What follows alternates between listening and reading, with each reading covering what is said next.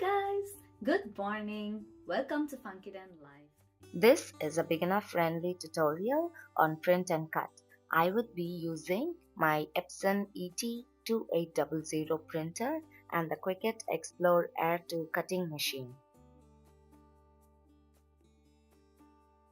I am a Canva designer, and one question I often get is how to size my designs.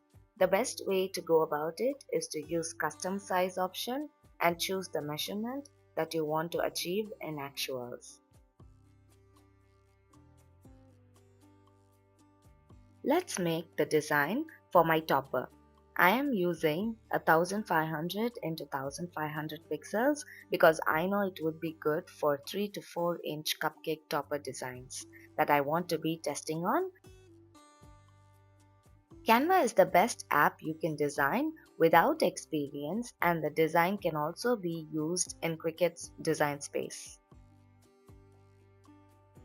Once you are done with your design, download as PNG and with a transparent background which is easy for uploading and processing.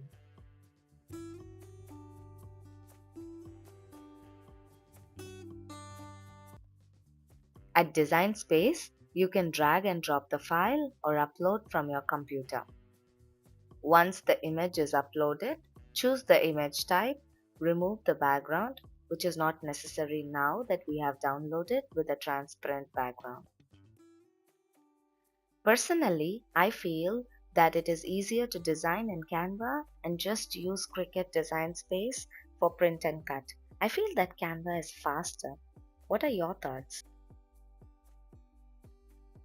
Before you set your files for print and cut, go to Shapes and choose a rectangle or square. Remove the aspect ratio and resize it to 7.43 into 7.9 inches for A4 sized paper.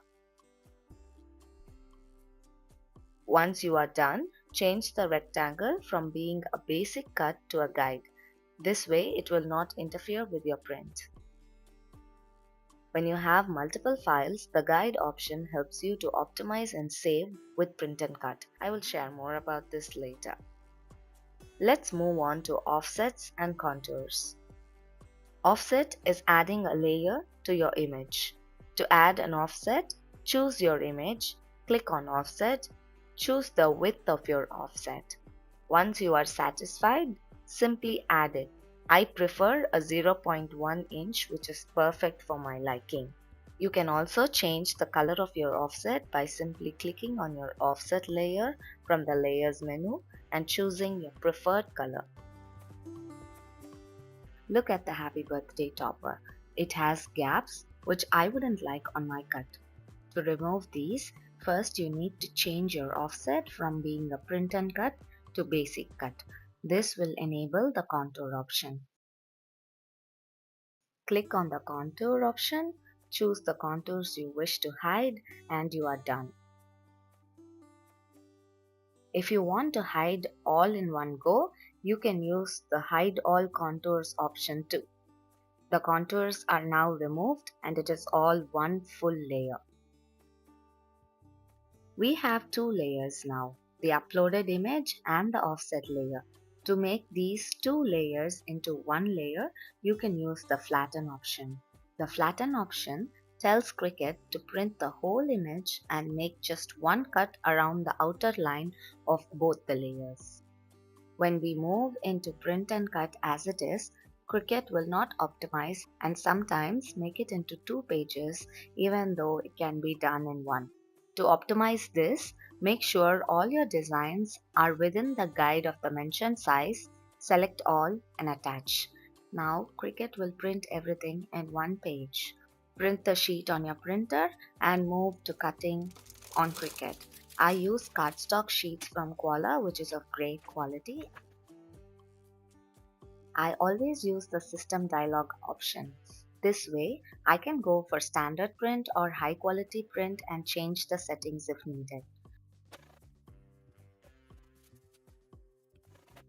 Once the print is done, if this is your first time using the cutting machine, make sure to calibrate. This ensures your Cricut's cuts are accurate.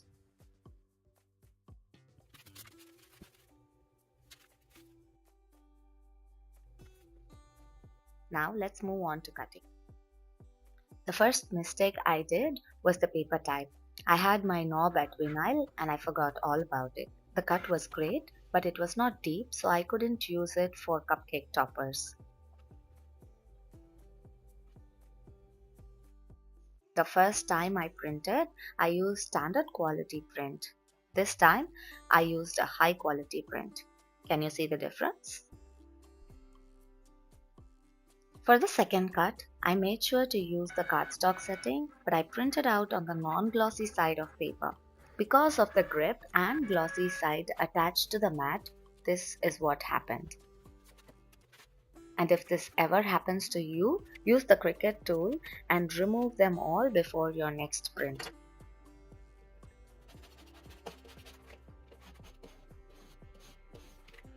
For the third cut, everything cut well in the wrong place. Why?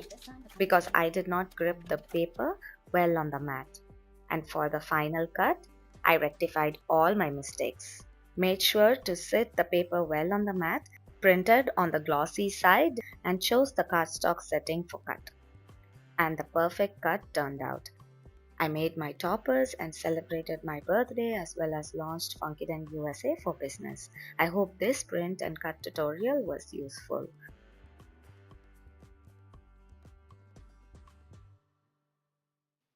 Do subscribe and I will take you along my small business journey.